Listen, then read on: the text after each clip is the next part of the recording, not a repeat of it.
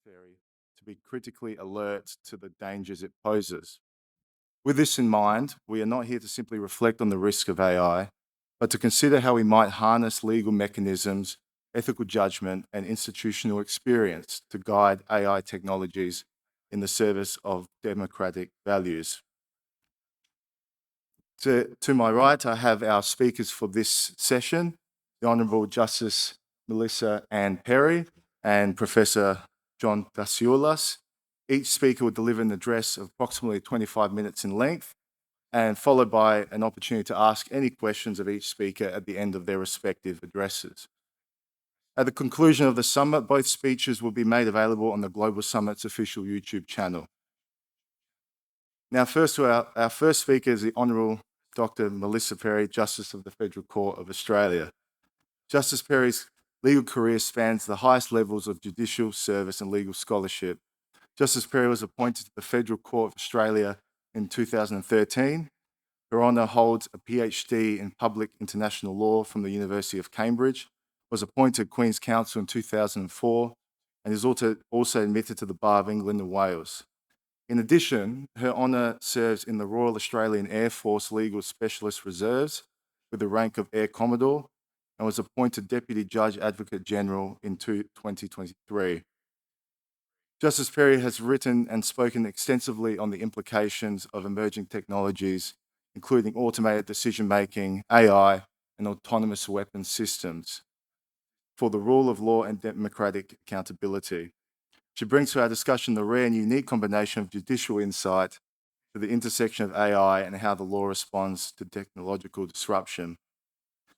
Justice Perry is also a passionate Hellene and is the New South Wales patron of the Hellenic Australian Lawyers Association and helps to spread Hellenic ideals and values through the profession in New South Wales and Australia more broadly.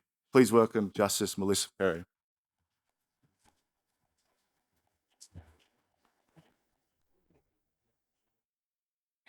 Thank you very much, everyone, for staying in the afternoon in this beautiful weather in Athens. I hope that there will be some interest and insights. But I also did particularly want to thank everyone from Greece and from Cyprus for your very warm welcome to all of us from Australia. We have felt deeply appreciative of how, as I said, you've welcomed us, and thank you for that very much indeed. The slave Sasinas pushed his little boat into the rippling dark waters of the bay. While a Persian captive, Sasinas loved his Athenian master and was embarking upon a mission at his master's behest of the gravest urgency and secrecy. The glowing lights of over 300 Greek triremes under the command of the Spartan nobleman Euripides and the sounds of the soldiers on board were soon left far behind. Ahead lay a far greater force of mightier ships under the command of the Persian king Xerxes, continuing his father Darius's war against the Greeks. Praying to the messenger god Hermes for his safe passage, the message which Sasinas repeated softly under his breath as he approached the Persian fleet was to counsel Xerxes that the Greeks were ready to flee, and if the Persian fleet were to hinder their flight and set upon them in their confusion, all of the Greek forces could be destroyed. Sasinas' message was received joyfully by Xerxes, for the message was one which he wanted truly to hear. Xerxes did not heed the warning of Queen Artemisia of Cala that their men are as much stronger than your men by sea as men are stronger than women, and that he should spare his ships and not fight at sea. Xerxes immediately issued instructions to his commanders. But there was never any intention for the Greek ships to flee, only to make their preparations for battle. And so from the hill upon which he sat at dawn above the ensuing battle, Xerxes watched a terrible defeat as his massive fleet of heavy ships were drawn into the narrow straits of Salamis to face the battle-ready, nimble Hellenic fleet.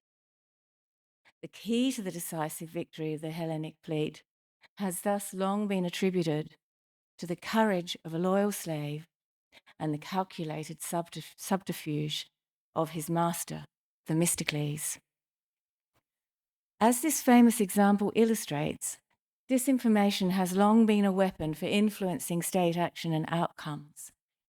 It also illustrates how human beings are susceptible to accepting disinformation or fake news through manipulation, especially when it accords with what we want to hear.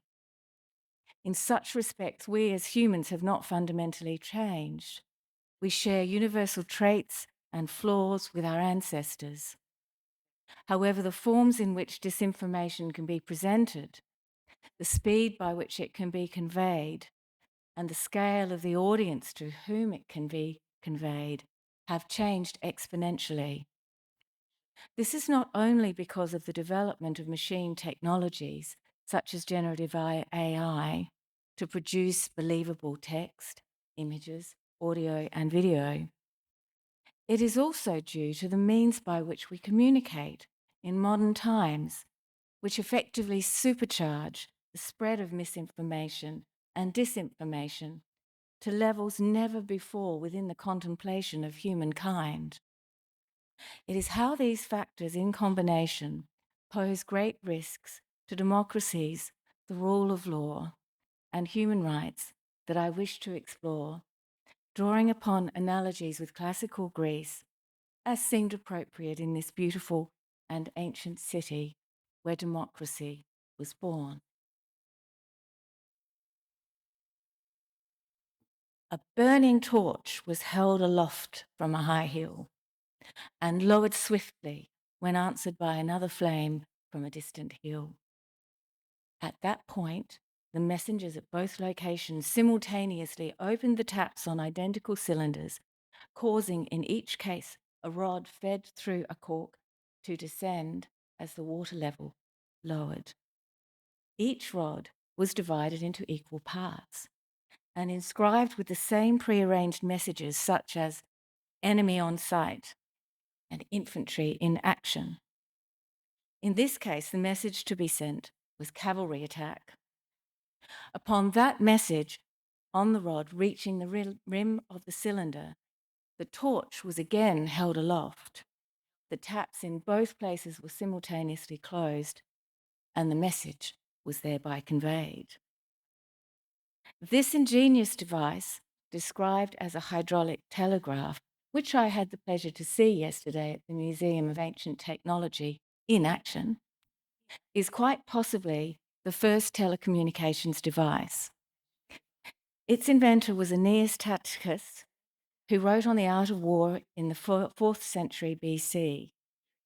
Its purpose was to enable prearranged messages to be conveyed across the vast empire of Alexander the Great.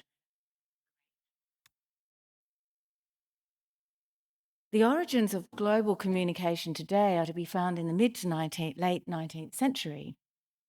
At this time, submarine telegraph cables were laid across vast distances, connecting continents and enabling communications, for example, from Port Arthur in the far north of Australia and the rest of the world, to be bridged in a matter of hours instead of months. Australians embraced this new technology, sending by the late 1890s more telegrams per person than any other country. This is despite each word costing the equivalent of a day's wage for a labourer. Their messages were translated into the combination known as Morse code of dots, dashes, and spaces representing letters of the alphabet and numbers, and were transmitted as electrical impulses to be decoded at the other end. Ensuring that the lines of communication opened by this transformative new technology were protected required international cooperation. The cables crossed vast oceans to connect different nations and their then colonies around the globe. On 14 March 1884, the Convention for the Protection of Submarine Telegraph Cables was signed in Paris, coming into force not long thereafter in 1888. Its parties included Russia, the United States, France, Greece, and Sweden and Norway. They also included the United Kingdom and thereby applied to its then colonies on the Australian continent.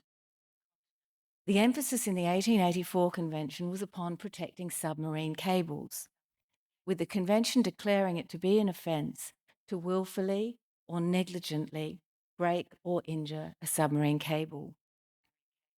Article 10 in turn afforded rights to officers of state parties to require another vessel suspected of committing an infraction to furnish evidence of its nationality, and offences were expected to be prosecuted domestically by the state parties under locally enacted laws.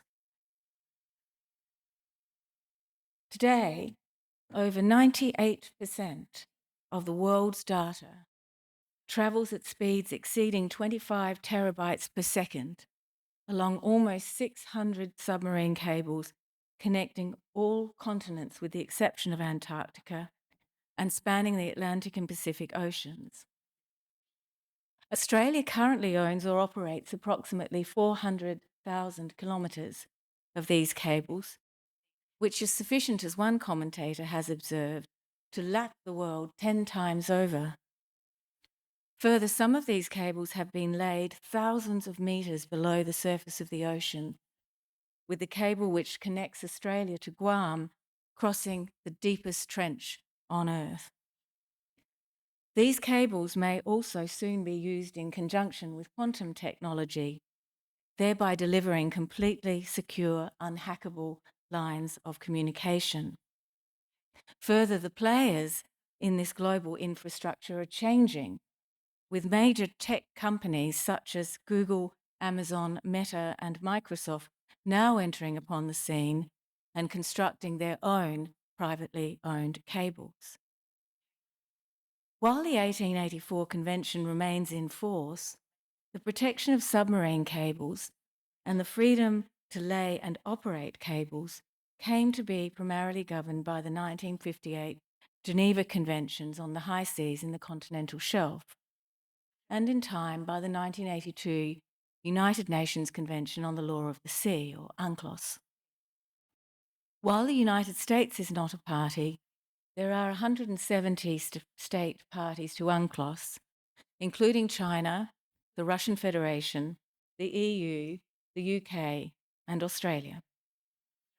Significantly, Article 113 of UNCLOS requires every state to adopt laws making it a punishable offence to break or injure submarine cables beneath the high seas, either willfully or through culpable negligence.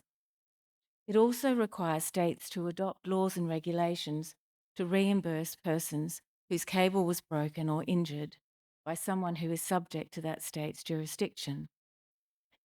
Damage caused to undersea optic fibre cables from the anchor of a cargo ship allegedly attacked by Yemeni Houthis rebels in the Red Sea in February 2024 is an example of such risks, and it highlights as one commentator has said, the complex interplay between geopolitical conflicts and the security of global internet infrastructure. Of long-term concern are also recent reports of Russian naval activity in the vicinity of Western submarine cables. Given Russia's maritime capacity through its deep diving submarines to sever cables at great depths where repairs would be extremely difficult, as well as its capacity to tap undersea cables. With over US $10 trillion in financial transactions, commercial payments, and trade operations undertaken via the internet globally every day, any significant damage to the global network of submarine cables would threaten global trade, military readiness, logistics, and internet connectivity, as one commentator has observed. Yet, despite their critical geopolitical importance, and inherent vulnerability, for most of these cables are only the width of a garden hose. It is only in light of recent incidents affecting these cables, suspected mapping activities by foreign actors of submarine cables, and an environment of heightened international conflict that the international community, and European governments in particular, have come to focus upon this as a matter of grave concern.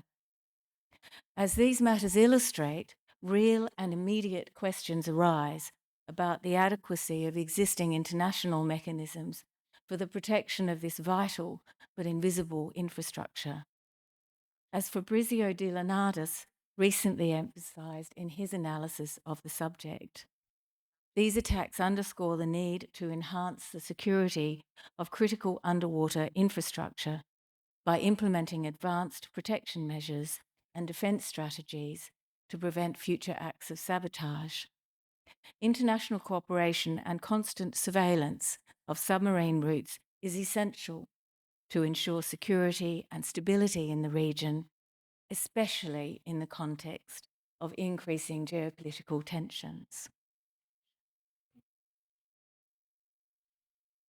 So while regulatory systems, albeit arguably inadequate, exist under international law for the protection of submarine cables, what is the position with respect to regulating the information which they transmit? For politicians and actors in ancient Greece, rhetoric and persuasion were expertly employed as tools for the manipulation of public opinion, drawing upon an astute understanding of human nature and emotions, and an astute use of language. While human nature and emotional states have not fundamentally changed, the means of manipulation now available to be employed have.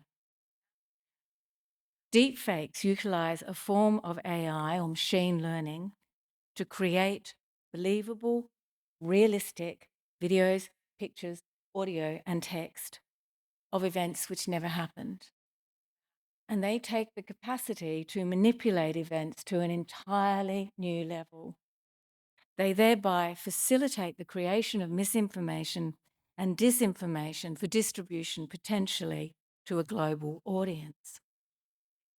This in turn, as the ABA Task Force for American Democracy has recently explained, can distort reality, undermine trust, and destroy reputations with potentially dire consequences for democratic processes. First, deepfake software, now freely available online, has the capacity to manipulate videos and recordings based on training from photographs, recordings, and videos readily accessible on the internet, such as news sites, social media accounts, and, potentially, live streaming of court proceedings. Improvements in deepfake from the technology can also mean that it is very difficult to differentiate between deepfakes and real audio recordings, photographs, and videos.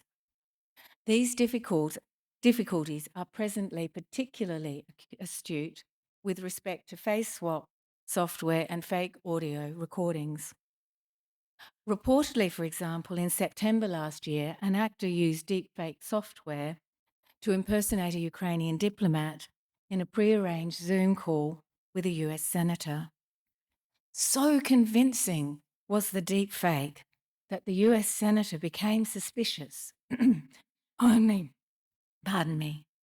when the actor acted out of character and started asking politically charged questions in relation to the then upcoming election. Secondly, the problem isn't merely identifying the deep fake. It can equally be in believing what is real. In other words, as one commentator has observed, the problem may not be so much the faked reality as the fact that the real reality becomes plausibly deniable. This has also been described as the liar's dividend, in which an increase in manipulated content leads to general skepticism of all media and makes it easier for people such as politicians to dismiss authentic images, audio, or video as fake. Thirdly, the risks posed by deepfakes to spread misinformation and disinformation are amplified by the environment in which modern communication takes place. Multiple terabits of data are transferred every second via communication highways, comprising approximately 900,000 miles of submarine cables and approximately 8,000 telecommunication satellites. Added to this, social media, news, and other platforms facilitate the mass transmission of information, misinformation, and disinformation globally by the roughly 5.6 billion internet users worldwide. Further, the ability to disseminate deepfakes en masse through multiple information sources makes them appear more believable and therefore more likely to be accepted as true. The algorithms in these search engines also create echo chambers, reinforcing views of users based on preferences disclosed by their past browser history and giving us, like the message from Themistocles to Xerxes, the information that we think we want to hear. The increasing inability to differentiate between what is real and what is not is particularly chilling, given existing conflicts and expanding foreign influence utilizing AI.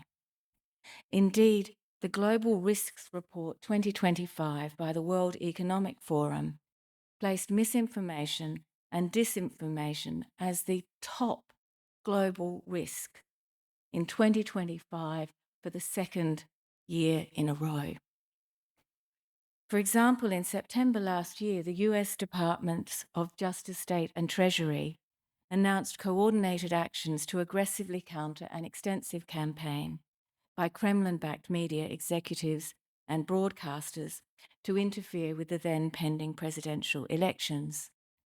One of the fake reports prompting this action may well have been the false report of the Ukrainian First Lady purchasing a rare sports car with monies sourced from American military aid while visiting Paris for D-Day commemorations. The story was picked up on social media by influencers and reportedly viewed by 6.5 million people from the account of one ex-user and at least 12 million people from other accounts. The international community, through a number of recent instruments, has recognized the urgent need to combat misinformation, disinformation, and hate speech facilitated by these new technologies in order to safeguard democratic systems and practices, human rights, and the rule of law. In launching the Global Principles for Information Integrity in June last year, the UN Secretary General, Antonio Guterres, emphasized the grave harm to our world through the spread of hatred and lies online, including putting UN humanitarian peacekeeping operations at risk. The Bletchley Declaration, signed last year by 27 states, including the UK and Australia, also expressly noted the potential for unseen risks stemming from the capability to manipulate content or generate deceptive content, and emphasized the urgent need to address those risks. In turn, the AIEU Act, which came into force in August last year, and the Council of Europe's AI Framework Convention, which opened for signature in September last year, identified potential risks and adverse impacts posed by AI to democratic processes, the rule of law, and human rights as high. Both instruments require measures to be taken or implemented to assess and mitigate these and other high risks and adverse impacts through the life cycle of AI systems.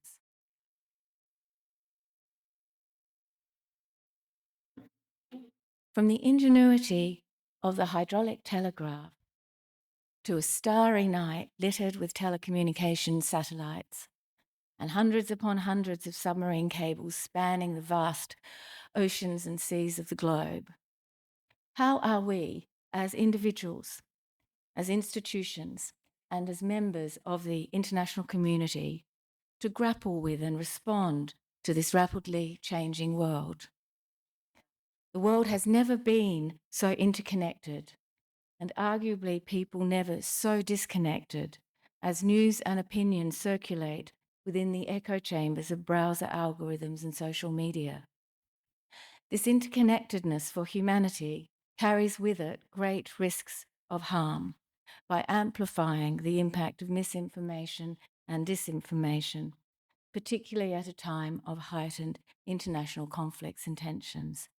It is therefore clear that urgent international collaboration, information exchange, and the development of applicable standards is needed to ensure that developments in technology are applied for the betterment of humankind, while safeguarding our democratic systems and promoting global peace and security. We must be swift of foot, like the messenger god Hermes of ancient Greece, in ensuring that this message is heard. Thank you.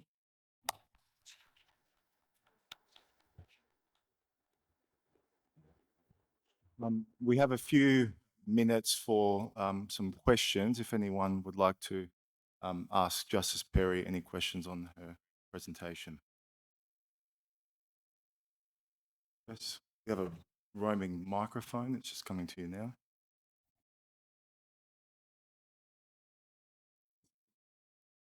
Dr. Perry, do you foresee any distinct legal risks arising from the military application of AI in Australia? I'm afraid that's probably not something I could comment on, and I don't really have the expertise to comment. So I'm sorry I can't answer.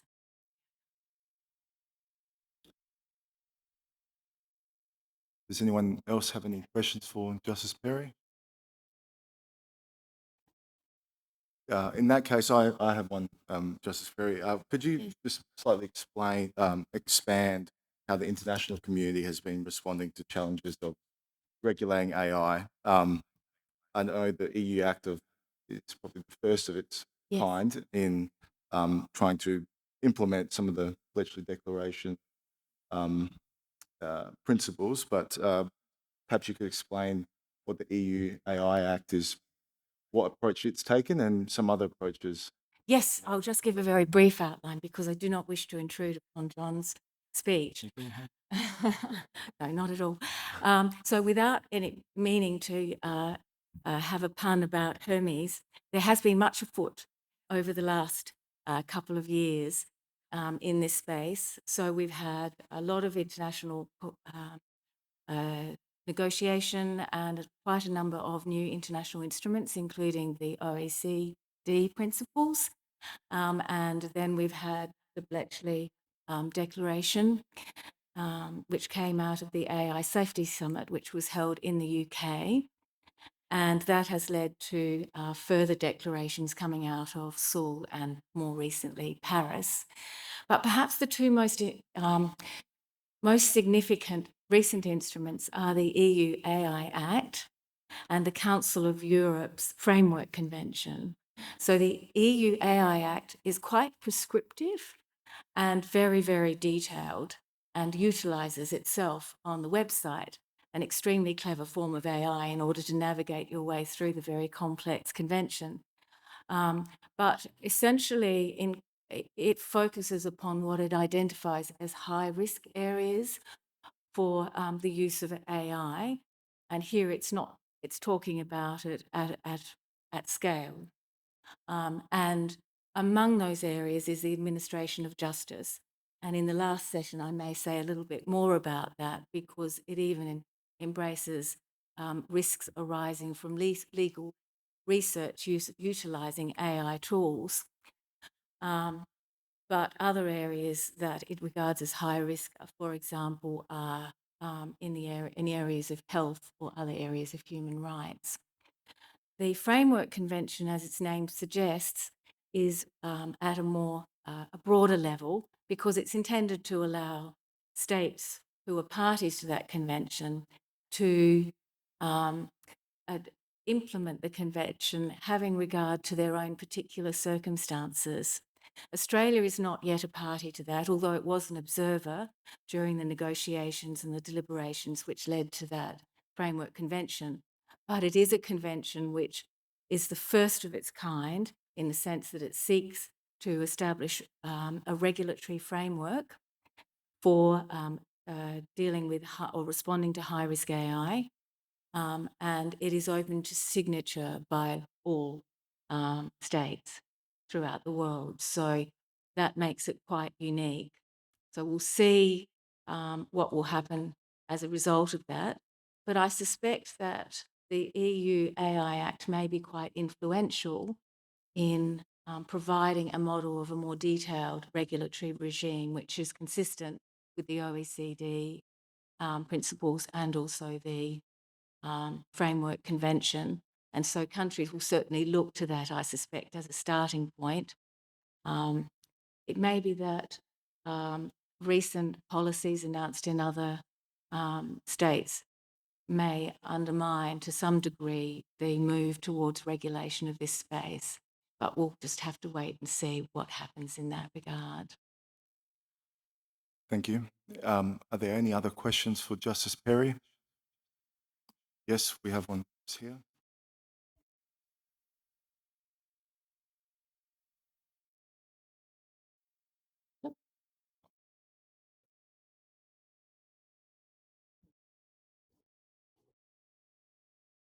Thank you, Justice Perry. That was really informative, very interesting, and I appreciate the time that you've given us today. My name's Katya. I'm from Australia. I'm a lawyer. My question stems from, I think, a recurring theme that I've listened to throughout a number of speakers today, and that's in relation to the question of trust and the role that trust seems to play in the effectiveness, if I can use that word, of the judiciary and the rule of law and democracy. I also heard you talk about sort of trust and the diminishing nature of, I guess, trust through AI. And I listened to the previous speaker tell us that since 2021, the threats of violence against judiciary have doubled. And that has equated with this diminishing notion of trust.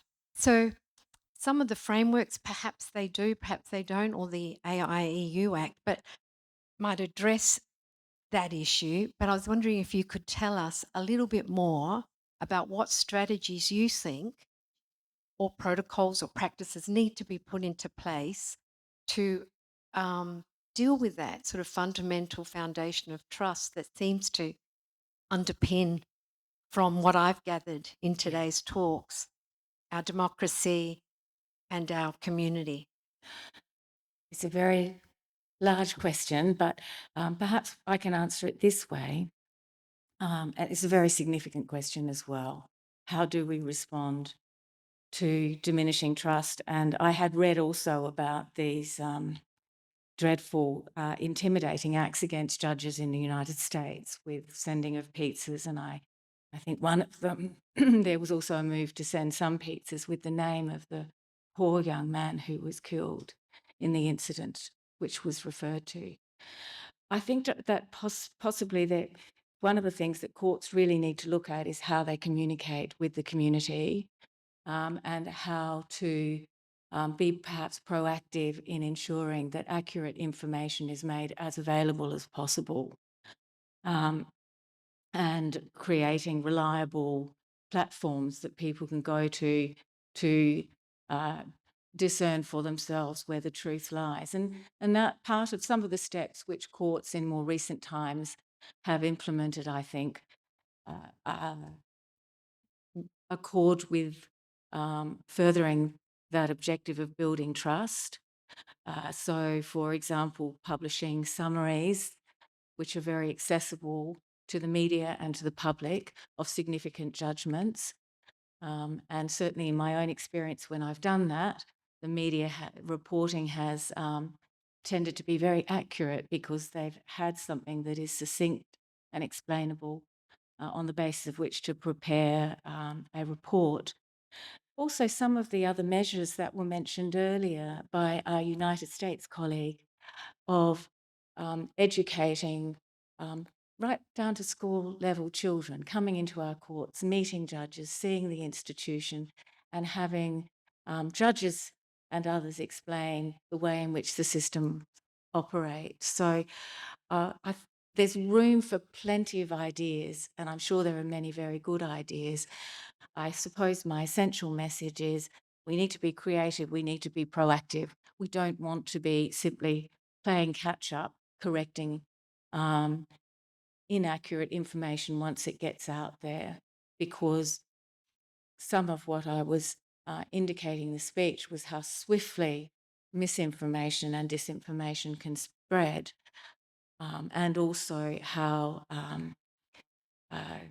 it can reinforce views the more it is repeated and it appears on multiple platforms. So I hope that's at least a start for perhaps a further discussion, which hopefully people attending here will be engaging in the course of this. Thank you. Can we please join me in thanking Justice Perry once again?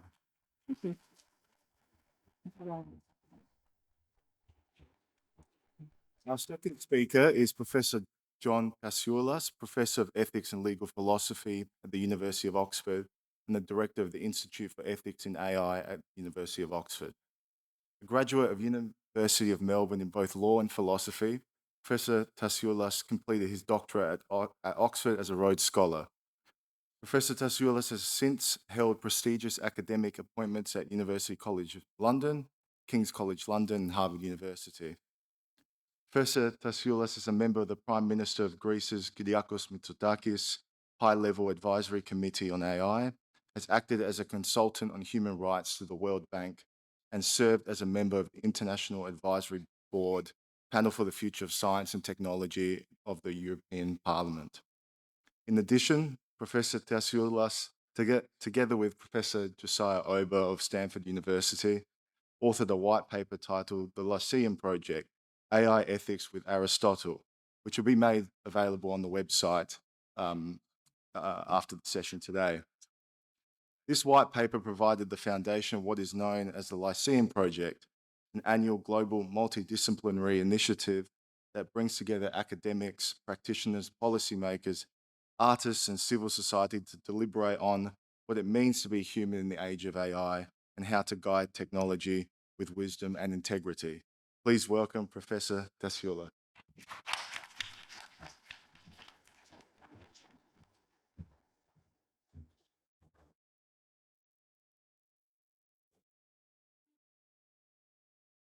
Well, it's a great honor, and I must confess, quite moving to address you today.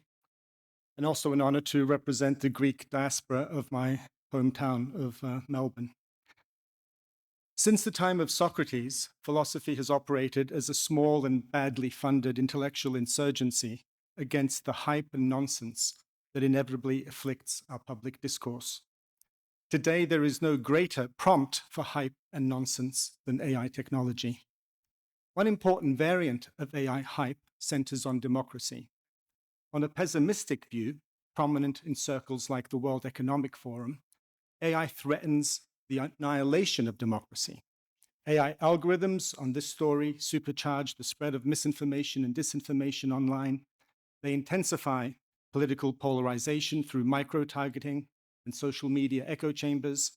And all this corrodes both the epistemic ecosystem and the ethos of citizen solidarity upon which democracy relies.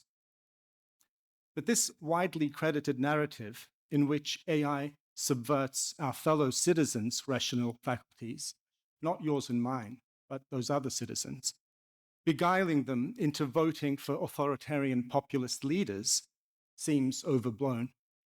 It ignores the powerful empirical evidence from psychology that people are, if anything, unduly skeptical towards supposed information that conflicts with their pre-existing beliefs. It also sidelines plausible alternative explanations of why people vote as they do, i.e., that they have different values and priorities arising from their distinctive personalities, life trajectories, socioeconomic status, and so on. Indeed, salient facts in seeking to explain the populist backlash include the following. In the US, the leading democracy of our time, between 1980 and 2014, national income grew by 61%. But the income of the poorest half grew by only 1%, while the income of the top 10% grew by 121%, and the income of the top 1% tripled. Similarly, there is no correlation in the US between majority political opinion and policy outcomes once one controls for the preferences of the richest 10%. In other words, you can have a majority in America for any political view, it'll make no difference unless the richest 10% are on board. In the final analysis, the worry that AI is anti-democratic in this way may itself be an anti-democratic sentiment. After all, vital to a healthy democracy, a healthy democratic culture, is the widespread attitude that one's fellow citizens possess the threshold capacities that render them worthy of democratic political participation. And all too often, we're hearing a lot of rhetoric that questions that assumption of basic democratic citizen dignity. There is another variant of AI hype that runs in the opposite direction, to the effect that AI systems can radically enhance, rather than destroy democracy, by replacing democratic deliberation and decision-making by the citizenry as a whole. So in this view, the AI system would amass the relevant preferences of all citizens and then identify the option that enjoys the greatest overall level of support. And something like this was suggested in a book that the late Henry Kissinger published last year together with two Silicon Valley luminaries, Craig Bundy and Eric Schmidt. But this automated vision of democracy is deeply flawed on three grounds. First, democracy is not about aggregating the preferences and values of citizens, but rather their considered judgments about the common good. Moreover, even if the AI system could identify these judgments, nothing ensures that they were formed through a process of deliberation, including informed debate among citizens as free and equal. Finally, democracy is not just a seminar room discussion writ large, but a process of collective decision. This brings out the individual and collective agency and corresponding accountability that is an essential part of democratic decision-making. Still, not everything to be said about the relationship between AI and democracy falls into the category of hype, and I'm going to try to substantiate this hypothesis now by advancing 5 propositions. So the first proposition is classical democracy, conceived with ancient Athens in mind, is a highly participatory form of government, yet one that is intermediate between crude majoritarianism and liberal democracy. So democracy answers the question, who should rule? And its answer is all of the citizens as free and equal members of the polity.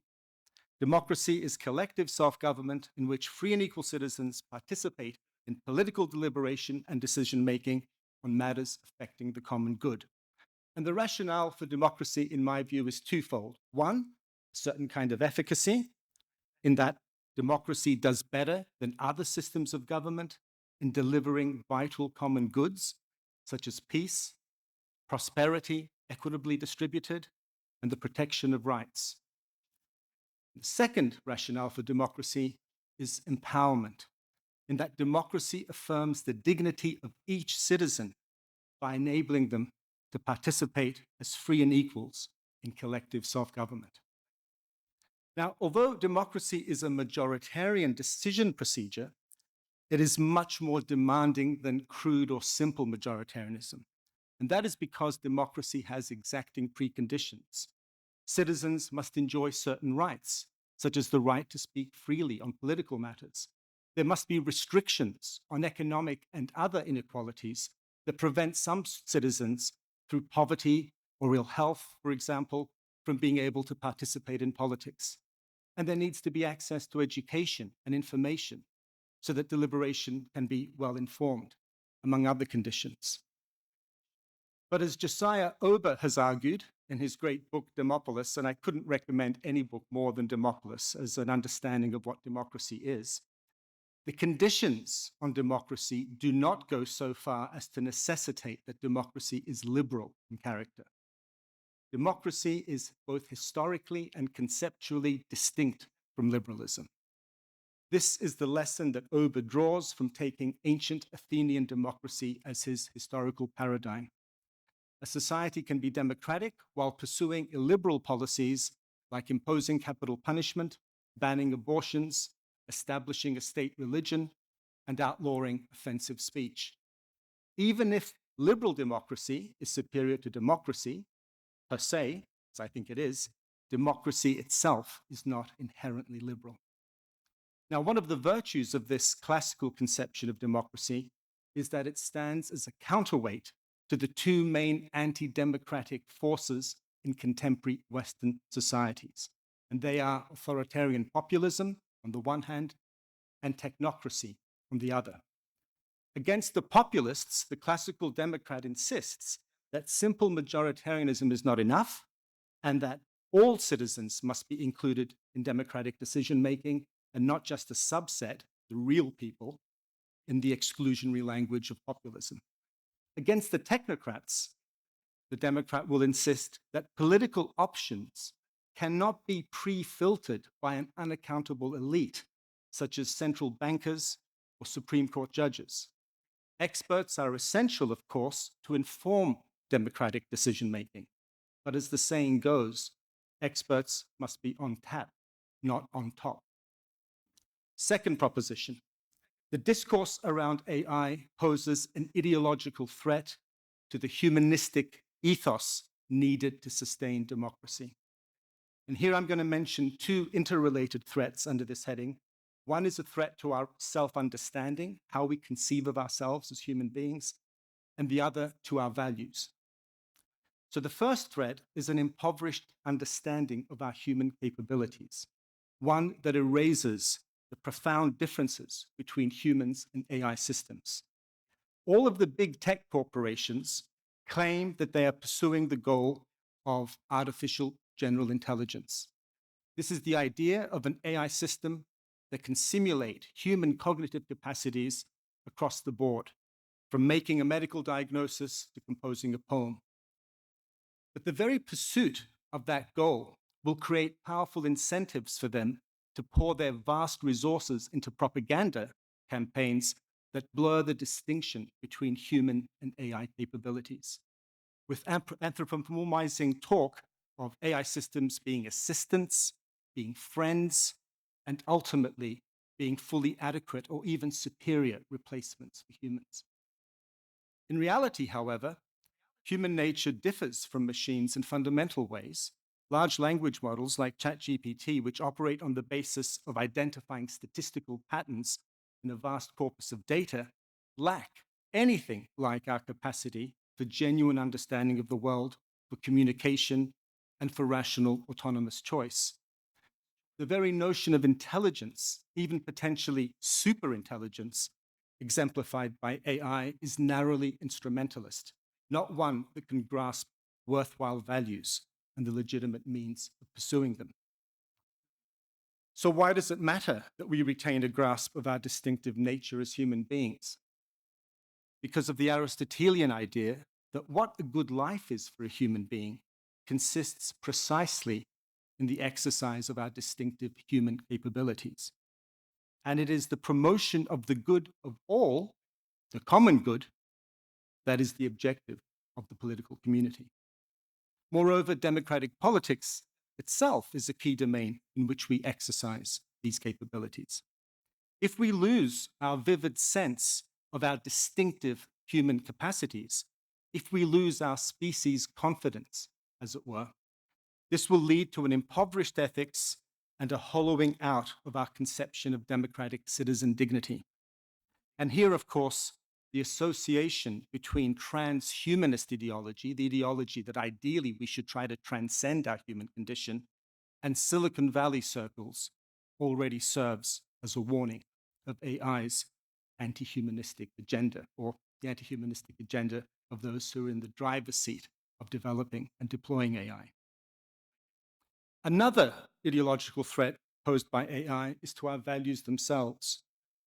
Proposals for using AI systems are overwhelmingly advanced on the basis that they will produce valuable outcomes, like cancer diagnosis and hiring decisions, that are at least as good as those produced by humans, but generated far more efficiently. But this relentless focus on valuable outcomes ignores important values that are centered on the process through which these outcomes are achieved. It ignores Kourakis' wisdom in the poem Ithaca that the journey matters inherently and not just reaching the final destination by the quickest route. For example, to take a topical illustration, we do want correct legal decisions from judges, but we should also want decisions made for reasons that justify that decision. Lex Machina is an AI system that can predict the outcome of US patent litigation as accurately as a top US patent lawyer. So why not use Lex Machina as a judge? An immediate problem is that it reaches its predictions not on the basis of the law, but extraneous factors such as the amount of money involved in the case and the names of the judges, the names of the lawyers involved. This is like the AI system that was successful in distinguishing huskies from wolves, but used the presence of snow in the picture as the determining factor. Right decision, wrong reason. We also want a decision for which the judge can be held personally accountable, given the potentially catastrophic effects on life, liberty, and wealth. An AI system lacking autonomy cannot be held responsible in the same way. And finally, we value the fact that a judge can empathize with us in the plight that we confronted. So even if the AI system can, say, pass a merciful sentence, a reduced sentence, in light of factors like repentance, it won't reflect the empathetic response that a human judge can have for another's situation. The sentence may be identical, but it will convey a different message. Third proposition, AI technology poses a power-based threat to democracy, insofar as it facilitates a massive shift of power away from states and towards corporations. New technologies have tilted the balance of power from governments to corporations, resulting in a reduction in the democratic control over the exercise of such power. The digital revolution has enabled corporations increasingly to usurp governance functions associated with the democratic state. This power shift, which Marietta Schaake in her recent book calls the tech coup, is not only disturbing in itself as an anti-democratic development, it is further aggravated by the fact that the corporations often discharge these functions in ways that are non-transparent and generally not responsive to other relevant values that bear on the exercise of governance functions, such as the rule of law and human rights. The usurpation of governance functions by tech companies has two broad dimensions. First, corporations are doing things that fall within the scope of governmental power, such as controlling vast quantities of digital data, maintaining digital infrastructure, ensuring national security, playing a role in law enforcement, supervising elections, and policing borders. Second, corporations are doing these things through the de facto exercise of governing power by setting standards to which others are subjected. The failure of the state to take up the governance functions or to regulate them effectively often means that corporations are setting standards that should be set by democratically accountable governments, thereby arrogating to themselves vast amounts of de facto governing power in contravention of democratic principles. Think here of content moderation online by companies such as Meta, or the creation of risk assessment digital tools for use in bail decisions. In short, I've described two anti-democratic shifts wrought by the advent of the AI revolution. An anti-humanist ideological shift that undermines our democratic ethos, and a power shift from governments to corporations. and the two are interrelated. The more we embrace the anti-democratic ideology associated with AI, the more we are likely to tolerate the incursion of AI technology and corporations into more and more areas of human life. And the more that tech corporations augment their power, the more they are able to embed the anti-democratic ideology into our social ethos. Fourth proposition. The classical conception of democracy, with its strong emphasis on citizen participation, can help us resist both of these threats, and pro-democratic AI tools can be an important part of the process of revitalizing democracy. So one element of this revitalization involves departing from a heavy reliance on representative models of democracy, which today are the object of considerable popular dissatisfaction. We've already heard about that earlier today. As we know from ancient Athens, democracy does not have to be conceived in primarily representative terms with a professional class of politicians representing the rest of us. There can be direct participation by the citizenry as a whole, and there can be other forms of representation, such as sortition or vote delegation, that do not necessarily involve the existence of a class of professional politicians liable to capture by powerful corporate interests. But the idea of radical participatory democracy has always faced serious objections about the feasibility of scaling it up to the level of modern nation states with their vast and pluralistic citizenries. Would citizens in such states have sufficient opportunity or even the desire seriously to engage with political deliberation, given their other commitments? Would they be sufficiently informed, and how might they engage in genuinely respectful and productive deliberation, given the huge number of citizens involved? Well, these are all difficult questions. A small part, at least, of the answer here is that properly directed, AI tools can play an important role in shaping a more radically participatory democratic process by performing a variety of functions. So amongst these functions would be the following: tailoring information to the distinctive learning styles of individual citizens, identifying those most directly affected by a political question and facilitating moderated discussion among them. Where the impact of decision is more diffuse and face-to-face deliberation and decision-making less feasible, AI could help select an agenda-setting and advisory council by identifying random samples of larger populations.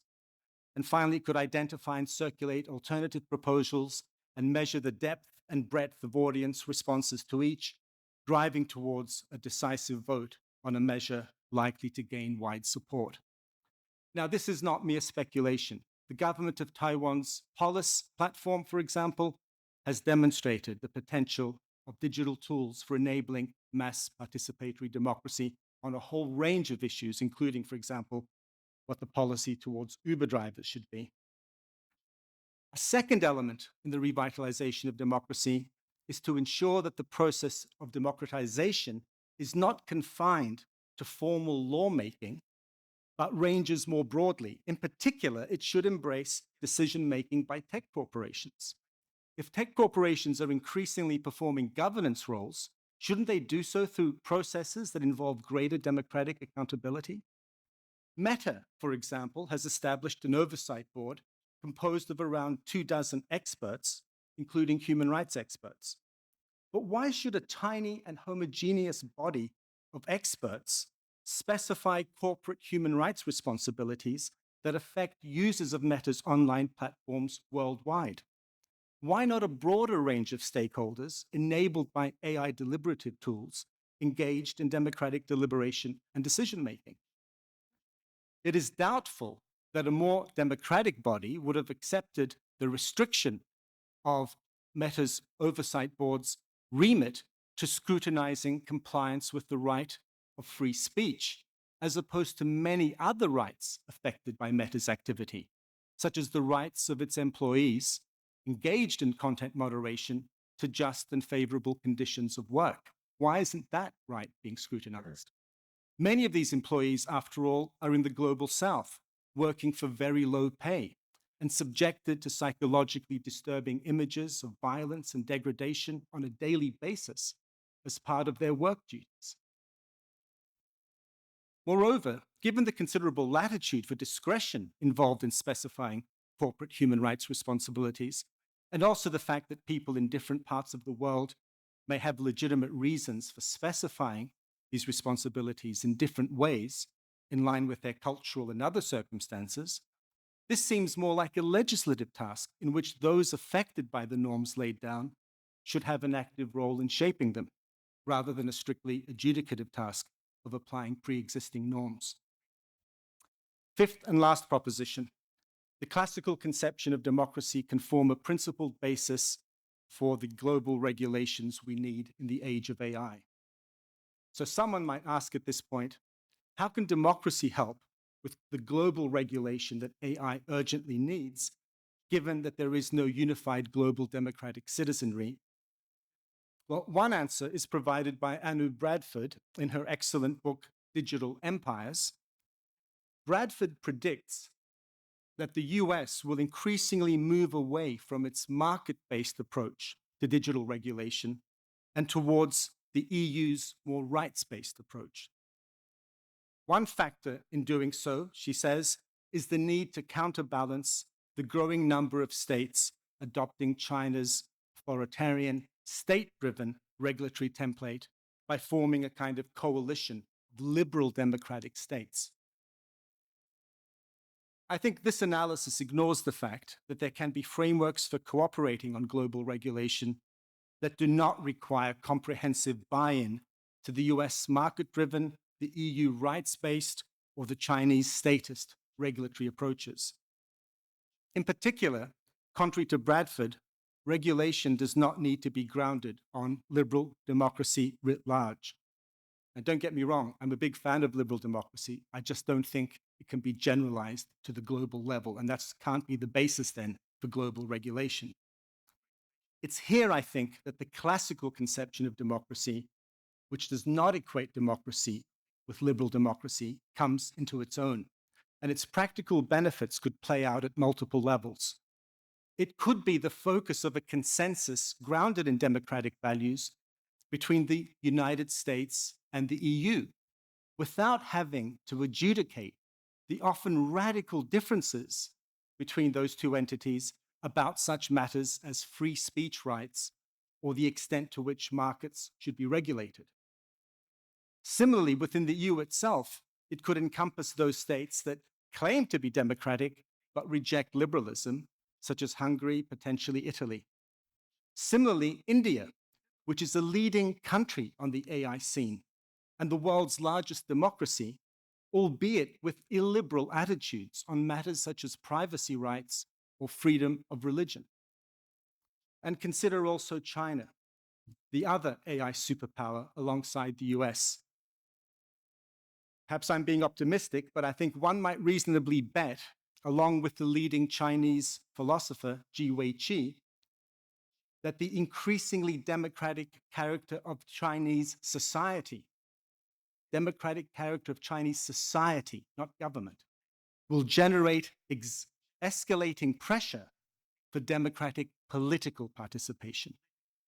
And this will eventually, says Xi, spark a crisis for the Chinese Communist Party, confronting it with the choice of either embarking on political democratization or else engaging in costly forms of repression with dubious prospects of long-term success. And if this potentially explosive democratic expectation exists, we don't have to think of it, and Xi doesn't think of it, as a demand for liberalism. And similar observations apply to Islamic societies. So I want to conclude. The founder of DeepMind, Demis Hassabis, like me, a member of the Greek diaspora, summed up his mantra as follows: solve AI, then use it to solve everything else. Now, if we're going to be in the business of mantras, I think there is no better place than Athens to offer an alternative mantra, which is solve democracy, then use it to solve everything else, including AI. Thank you so much.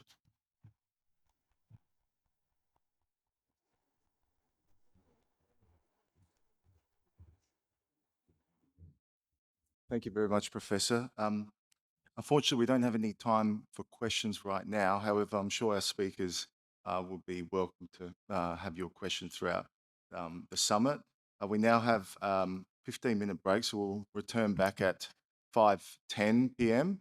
We have 2 more sessions for today with fantastic speakers, so please encourage everyone to stay and listen to their contributions. Thank you very much.